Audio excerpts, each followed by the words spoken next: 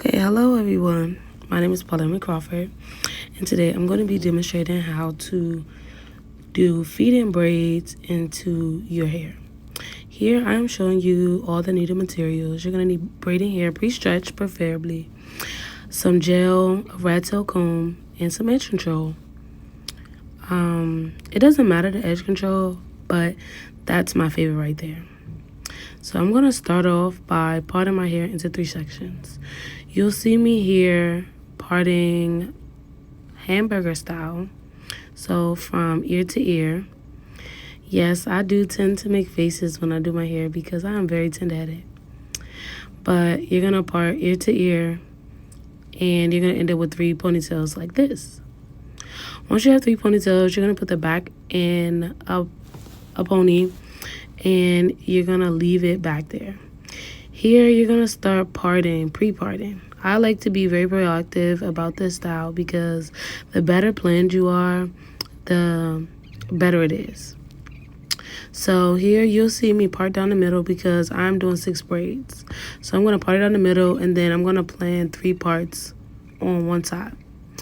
One trick I like to do to make sure that all my parts are straight is that I like to start from the back to the front. It gives me the straightest parts ever.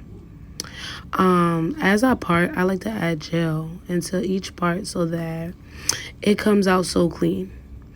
Once you part it, you're going to section it off and do the same for the other 2. Once you have your 3 sections, make sure you gel it down and, fix any imperfections that you see going on.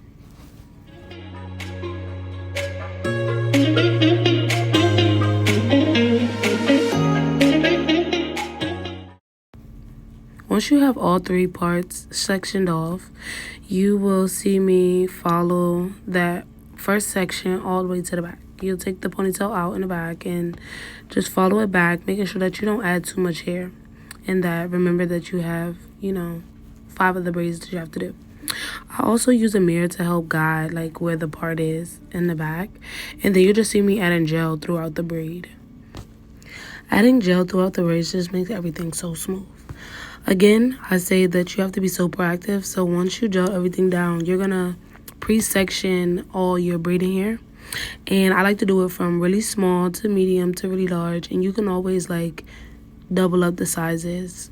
Here I'm going to show you my pre-section parts.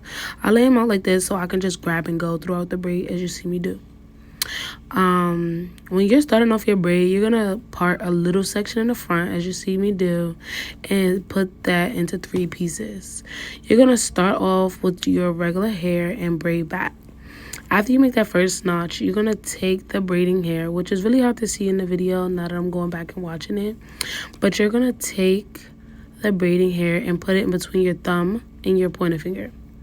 And once you're braiding, you're gonna feel what I'm talking about. But you're going to slide the braiding hair in and continue to braid. This is just to give it that natural look all throughout the braid.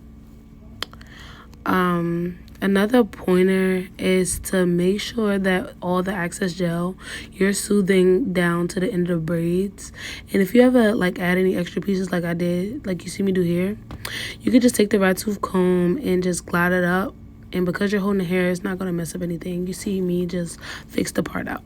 Make sure you smooth that to the side so that you won't have that happen again.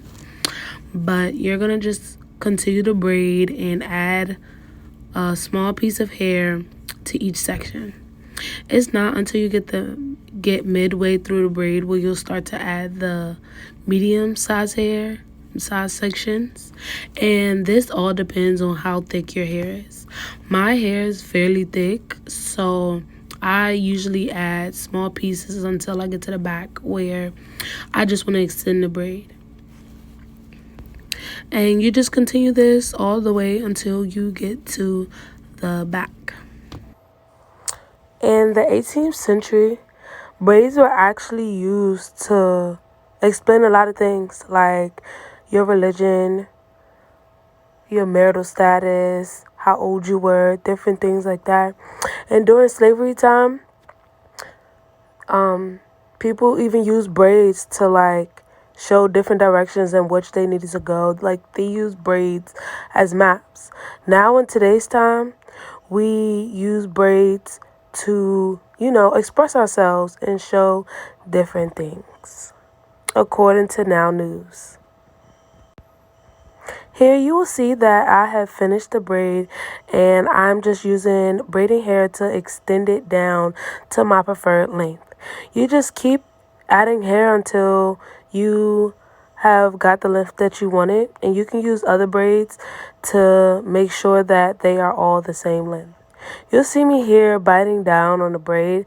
I only do that because my arms aren't long enough to braid it all the way to the end while it's hanging. Here I'm just showing you again on my last braid, just adding hair into the braids. It's pretty simple, but I will say this style is more so for people who have experience braiding hair. I'm sure that they have tons of videos explaining to more beginners on how to braid, but this is a pretty simple style, as you can see.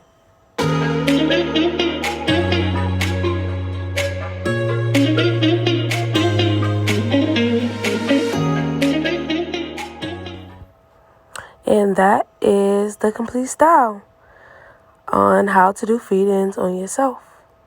Thank you, and if you have any questions, just let me know at the end.